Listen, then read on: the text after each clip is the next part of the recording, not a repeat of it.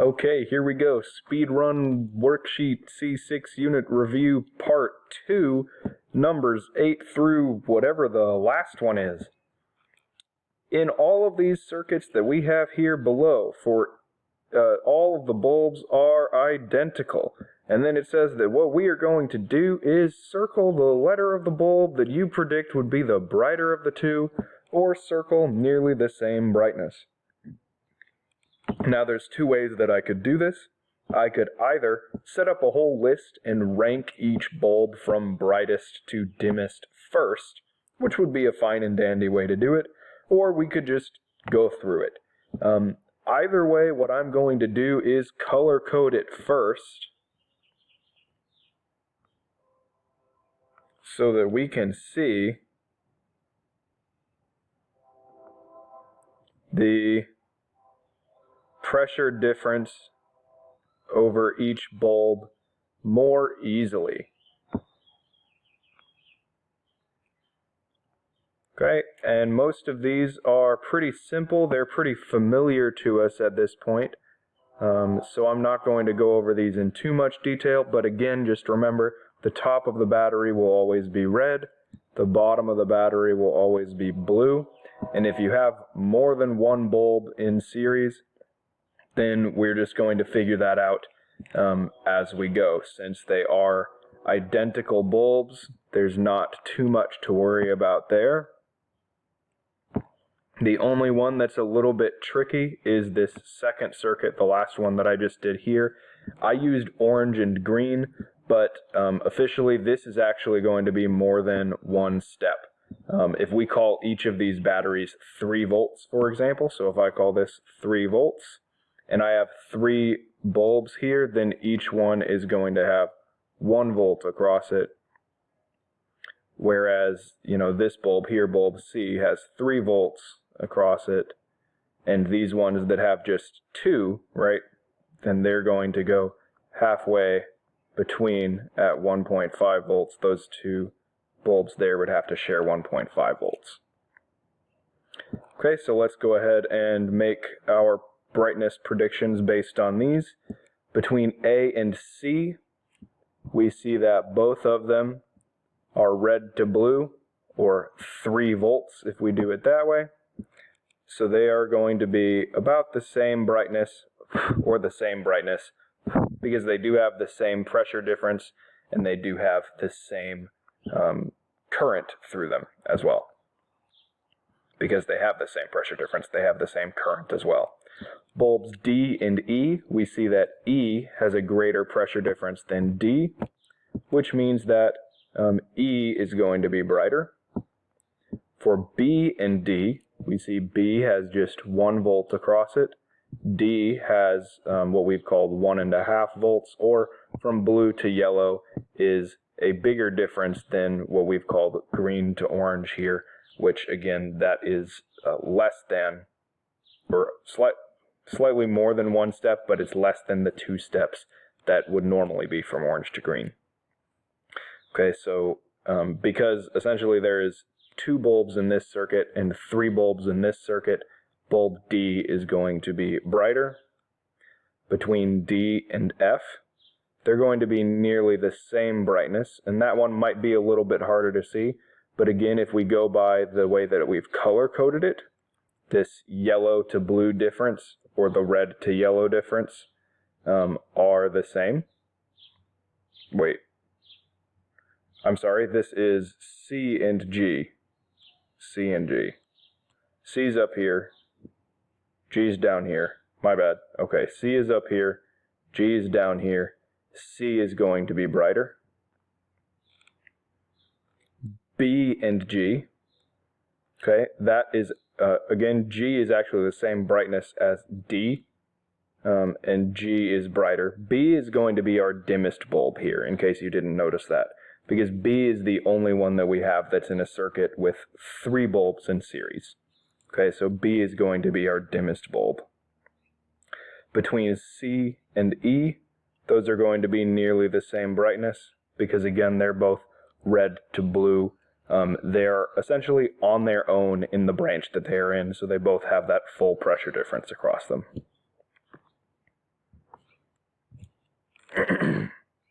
Number 9. Okay, here we are getting into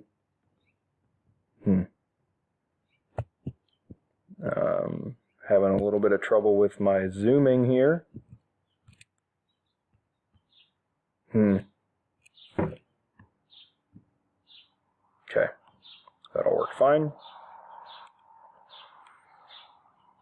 Number 9, we have a flow rate of 0.2 amps through a 7.5 ohm resistor. Draw a diagram of the circuit. This is going to be a very simple circuit diagram. Sorry, I'm having a little bit of technical difficulties here, guys.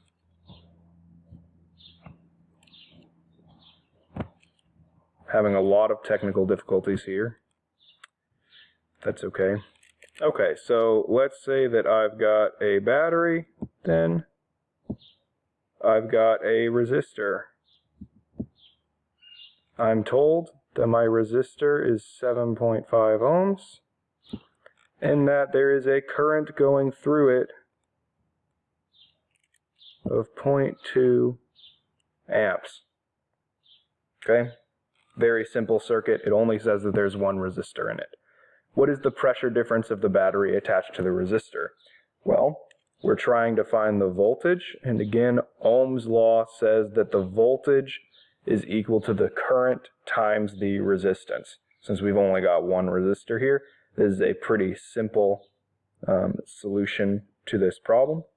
V equals IR, which means it's going to be 0.2 amps times 7.5 ohms, and that is 1.5 volts. Simple enough problem. Number 10, we have an 8 ohm and a 16 ohm resistor in series with a battery. This is pretty much the same as last time, except for that we have two resistors. One of them is 16 ohms. The other one is 8 ohms. It does not matter which one comes first in the order. And the current through each one is 0.5 amps. The pressure difference across each resistor is easy enough to find. Again, we're just going to do V equals IR for each one. For the 16 ohm resistor, the voltage is going to be equal to that half of an amp times 16 ohms. Half of 16 is 8 volts. Whereas for the 8 ohm resistor, we're going to have 0.5 amps times 8 ohms, which would give us 4 volts. And that's, again, easy enough. For C, we can just add them together, or if you want a little bit more in-depth, we can use Kirchhoff's loop rule, which says that as I go around this loop, the increase of voltage in the battery has to be equal to the total decrease of voltage across both resistors. So that's going to be 4 volts across this resistor plus 8 volts across this resistor has to equal the voltage of my battery, which is 12 volts. Cool. All right, the last problem, number 11, is a little bit difficult. And I say that it's difficult mostly because it does require you to think about it a little bit harder than most of these other problems that we have done. We have two devices, a clock and a radio. The clock requires 15 volts, whereas the radio requires 9 volts. We have a 15 volt battery available to us. The best way then to make the clock have 15 volts across it is to very simply put the clock in the circuit like that. But the radio, we need to have less than 9 volts, which means that there has to be something else in series with the radio to take up the other 6. And that is going to be this single resistor. Okay, we're supposed to complete the diagram to show how the radio, the clock, and a single resistor that we have available to us can be connected. So if we need something here like a resistor to take the other 6 volts. Okay, so here's my radio. It has 9 volts across it. Here's my clock. It has 15 volts across it. And here's my resistor, which must have 6 volts across it, because if I go through this battery and around this loop that includes the resistor and the radio, these two devices here have to add up to 15 volts, so the resistor must take 6 volts. The last question that we have here asks me to calculate the resistance needed here to prevent an excess flow rate through the radio. And that is only going to happen if this potential is exactly 6 volts, and if I have exactly 0.005 amps of current through the radio. That is the amount of current that this radio will work at. So I have a current going through that branch that is equal to 0.005 amps.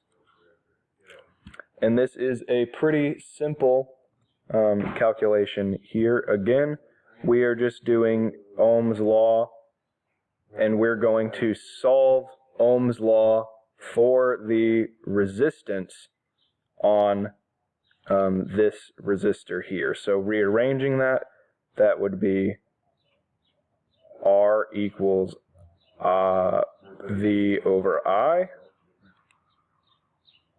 which is 6 volts over 0.005 amps.